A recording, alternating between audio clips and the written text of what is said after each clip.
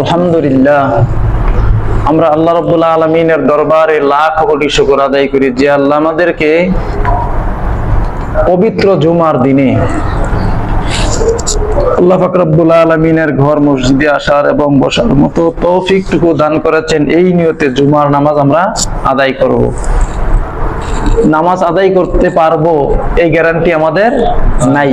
এই মুহূর্তে আমাদের যে কোনো একজনের কি সবাইরও আল্লাহ পাক আজরাইল পাঠিয়ে দিতে পারেন। তো যে আল্লাহ আমাদেরকে এই মন মানসিকতা নিয়ে নামাজ পড়ার মতো মন মানসিকতা নিয়ে মসজিদে নিয়ে আসছেন, সেজন্য মনিবের দরবারে শুকরিয়া আদায় করি। সবাই বলি আলহামদুলিল্লাহ। শুকরিয়া আদায় করলাম এই জন্যই, যেহেতু আমাদের মতো অনেক মানুষ, কেউ রুট অ্যাক্সিডেন্ট হয়ে হসপিটালে কাতরাচ্ছে, হয়তো তার মনে চায় যে মসজিদে সে নামাজ পড়বো, এটা তার দ্বারা সম্ভব হচ্ছে না, যদিও তার মনে আশা আছে যে নামাজ যদি পড়তে পারতাম, আকাঙ্ক্ষা আছে, কিন্তু পড়ার মতো সুযোগ তার নাই, যেহেতু সে অ্যাক্সিডেন্ট হয়ে অসুস্থ এমন অবস্থা আছে যে আসার মতো সুযোগ তার নাই। এক, দ্বিতীয়ত কেউ কেউ আছে বিভিন্ন আড্ডাখানায় বসে আছে,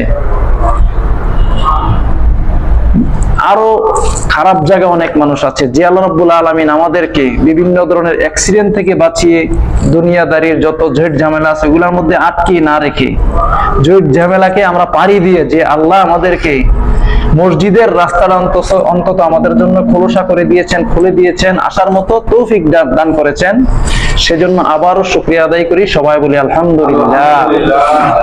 আল্লাহ পাক রব্বুল আলামিন বলছেন, লা ইন শাকারতুম লা আযীদান্নাকুম ওয়া লা ইন কাফারতুম ইন্না আযাবি লাশাদীদ। বান্দারা যদি আমি রব্বুল আলামিনের নিয়ামত পাওয়ার পরে, খাওয়ার পরে, উপভোগ করার পরে যদি তারা আমি রব্বুল আলামিনের নিয়ামতের শুকর আদায় করে, শুকরিয়া আদায় করে, কৃতজ্ঞতা প্রকাশ করে, আমি রব্বুল আলামিন তাদের জীবনে আরো অসংখ্য নিয়ামত দান করব। সুবহানাল্লাহ। বলে আমরা নিয়ামত কি পাইলাম? দুনিয়ার মধ্যে যত টাকা পয়সা মানুষ পাইতে পারে এটাকে নিয়ামত বলা হয় না। সবচেয়ে বড় নিয়ামত হচ্ছে নেকির কাজ করতে পারা। কি করতে পারা? নেকির কাজ করতে পারা সবচেয়ে বড় নিয়ামত। তো আমরা যদি এই নেকির কাজ করতে পারার পরে আল্লাহ যে অন্তত মসজিদে নিয়ে আসছেন, কারণ হলো আল্লাহ রাসূল সাল্লাল্লাহু আলাইহি ওয়াসাল্লাম বলছেন, যে ব্যক্তি পবিত্র জুমার দিনে পবিত্রতা অর্জন করে সঠিকভাবে জুমার নামাজ আদায় করতে পারে, তাকে আল্লাহ পাক রব্বুল আলামিন একটা উমরা এবং একটা কবুল হজের সওয়াব দান করে। সুবহানাল্লাহ। তো এই জন্য আমরা শুকরিয়া আদায় করলাম যে আল্লাহ যেন আমাদেরকে কি দিয়েছেন, এই তৌফিকটুকু দান করেছেন, এই সুযোগটুকু করে দিয়েছেন। তো শুকরিয়া আদায় করলে আরো এর চাইতে আরো উত্তম নিয়ামত, উত্তম আরো সওয়াবের কাজ করার মতো আল্লাহ রাব্বুল আলামিন কি দিবে আমাদেরকে? সুযোগ দিবে, তৌফিক দান করবে। সুবহানাল্লাহ।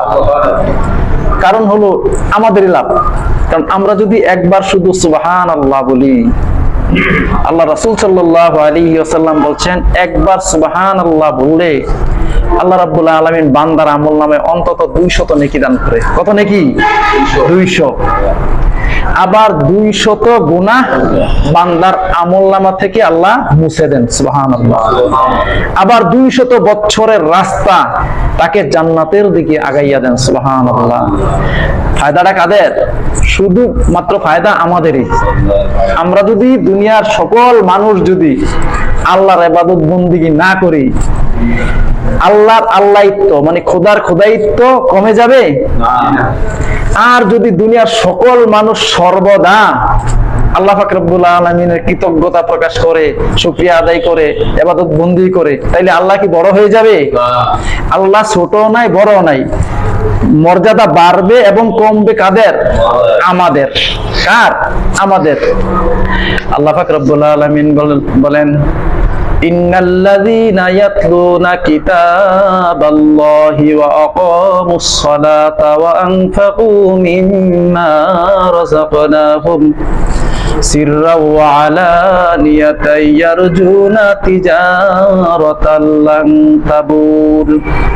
ইন্নাল্লাযীনা ইয়াতলুনা কিতাবাল্লাহ, যারা আল্লাহর কালামকে তেলাওয়াত করে, আল্লাহর কোরআনকে বোঝে, আমরা বুঝি না অথবা পড়তে পারি না, বোঝার চেষ্টা করি, যেখানে আলোচনা হয় আমরা যাই।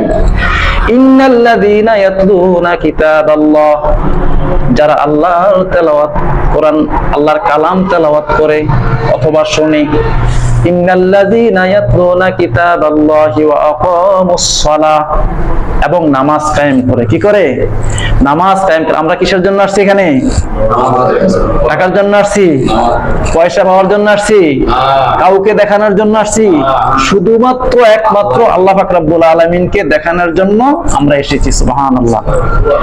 ওয়া আকামুস সালাহ, যারা কি করে? নামাজ কায়েম করে। ওয়া আকামুস সালাতা ওয়া আনফাকু মিম্মা রাযাকনাহুম, আমি তাদেরকে যে সম্পদ দান করেছি তারা আমার রাহে কি করে? খরচ করে।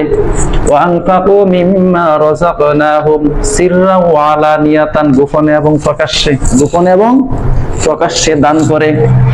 ইয়ারজুনা তিজারাতাল লান তাবুর। সুবহানাল্লাহ, কত সুন্দর কথা আল্লাহ বলছেন। আল্লাহ বলছেন এই ব্যবসা যারা করতে চায় আল্লাহ পাক রব্বুল আলামিন তাদের এই ব্যবসায় কোনোদিন জীবনও লোকসান হবে না। সুবহানাল্লাহ।